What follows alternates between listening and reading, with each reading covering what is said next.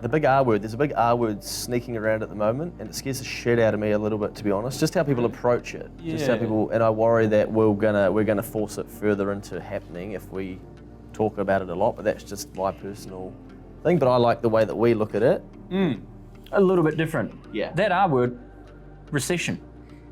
How do you recession-proof your business? So there's a bit of chatter out in the marketplace at the moment, eh? Yeah.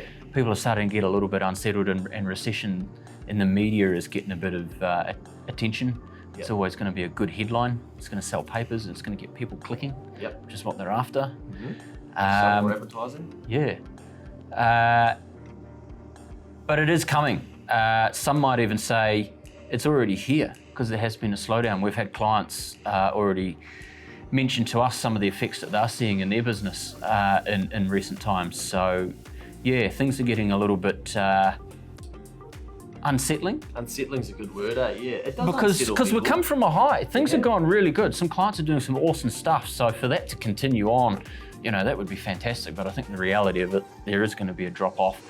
So it comes down to, well, how do we protect ourselves to make sure that we're in a good spot and we can ride that wave down to carry on, and we're still in business to ride the next wave up. That's right. I think that if you're worried about a recession, it's probably a true reflection that you're actually worried about how sustainable your business actually is. And that comes back to that earlier point in terms of what problems or challenges do you have in your business, and what are you prepared to change? Yeah. But I think some of the biggest ones for a business to ride through a recession is efficiency. Efficiency, there's efficiency everywhere. Yeah, and the biggest one that we see is around gross profit. Yep. If you can control your gross profit. Yep. If you can squeeze even 1 or 2% more gross profit out of your business, that typically drops straight to net profit, and you're going to pay more tax and you end up having more cash in the bank. Great outcome. So how do we, just very loosely, quickly, how do we control gross profit? Like, what things are decreasing our gross profit that we can look at and go, righto, well, if I can just control these a bit better. Smart. So we've got to understand what the components of gross profit are. This is back to the lecture theatre. Yeah, and I think every business is different, but gross profit is sales less cost of goods sold. And we know what we can do to drive more sales, but let's focus now on cost of goods sold. Yeah. And typically cost of goods sold is going to be your stock purchases, so raw materials, wages, direct wages, and then anything else that you're going to have as your basket of costs that relate to generating those sales. Every business is different. There's no right or wrong answer. It comes down to your own thing. Generally, they're going to fluctuate up and down depending on your sales. Yeah. So if your sales are up, your cost of goods sold are going to go up. So I take this, I pay $100 for this jacket here, and then I sell it for $200. Oh, you've done well. I've made a nice margin there as well.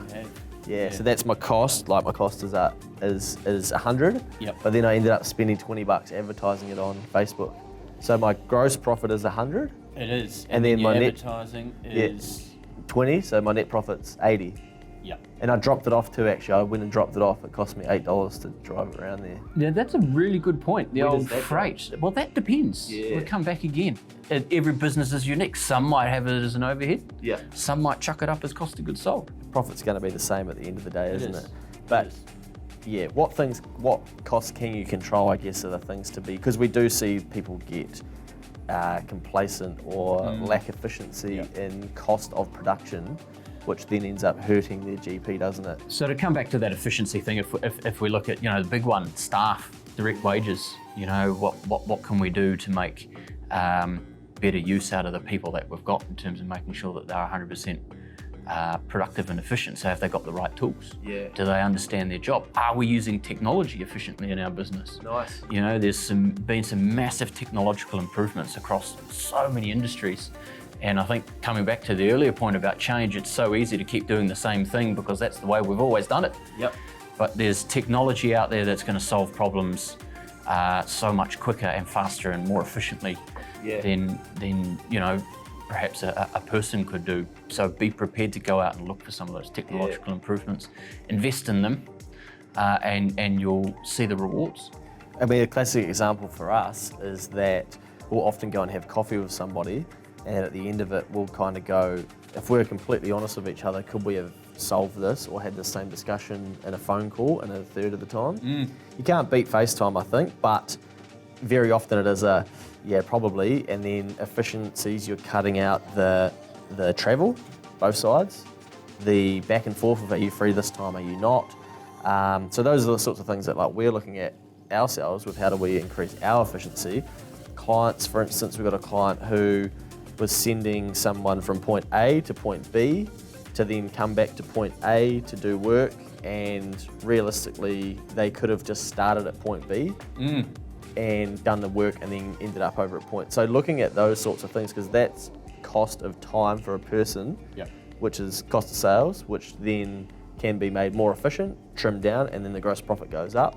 And then we got more money to pay or put into the rest of the business, and then drops out in profit, we reinvest it, etc. Draw it out. Yeah. And the other big one, stock. You know, have you got good relationships with your suppliers? Can you buy in bulk to get bigger purchasing discounts? Are you buying just in time to make sure that you're keeping the lowest level of stock possible to minimise your holding costs? There's a whole heap of different things that you can do. But there's really quick wins if you're prepared to invest the time that will get you that 1-2% change in GP that'll go straight to net profit. And in some cases, you know, you can see a 5 or 10% increase in GP if you're really prepared to commit to it.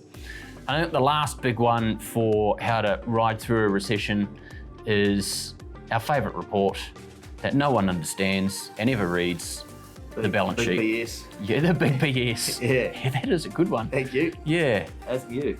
It is. Yeah. The balance sheet. Maybe we could have BS at nextAdvisory.nz as well as L&P and P&L. But anyway, the balance sheet. Make sure your balance sheet is in really good order. You know, that you've got your debtors under control, you're managing your stock well, you're paying down your debt, and you can just basically ride the wave. Yeah.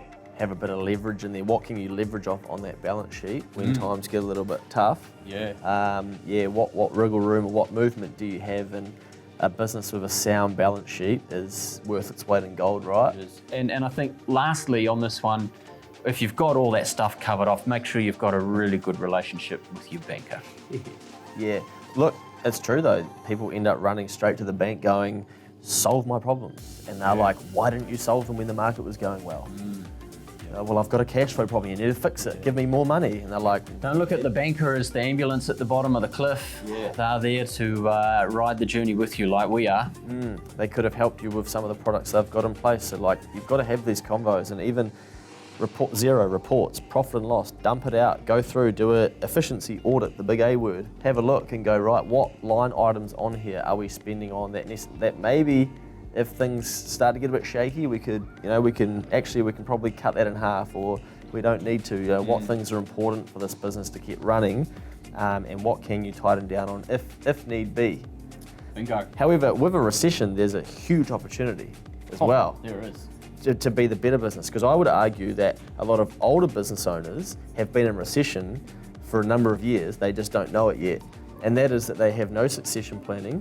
They're not growing their businesses, they're not putting in efficient processes, they're not building customer databases, and they have these rock star businesses that drop out a shitload of money, excuse my French, and then they're gonna go to sell them and get a big fright that, I've been building in the background for 5 years and I've got all of your data, I know who all your customers are, I've built this, I've done this over here, etc. And I'm ready to attack because I know you're running out of money, you're running out of time, and you're getting desperate, and you're getting greedy, and I'm not. Bingo. Yeah, so I think if you know what you're doing and know how to play the game of business, a recession is actually quite exciting for some people, and people that have stacked money waiting for this can go, right, I'm going to go and buy that competitor, and I know I'm going to buy it cheaper and I've got the cash liquid to do it. Yeah. Whether I've got a strong balance sheet to leverage off. That's the one. So bring it on. So I think with a recession, the big takeaway is if it scares you, if it makes you nervous, you need to have a plan. Do something about it. And start and take action now, because you don't want to do it when the shit hits the fan. Nah, there's nothing worse than chasing your tail. Yeah, and you don't want to be losing your house. No, because all debt is, 90-something% of debt would be secured against the property, right? Oh yeah, the banks love their bricks and mortar security, so you want to make sure that your house is still there. Yeah. So make sure your business is in order first. Like anything in life, look at it as a positive and the opportunity that can come out of it that other people, if you're thinking about it, other people probably aren't and they might get blindsided by it. So look at ways to help you improve, not to be scared that, you know, we're in the doom and gloom. Stop reading the articles about it and start reading your own information in your business and go, what can I change? What can I learn? What can I do better? Rather than, oh, this economist said this is going to happen. Oh, I'm going to wait until it does.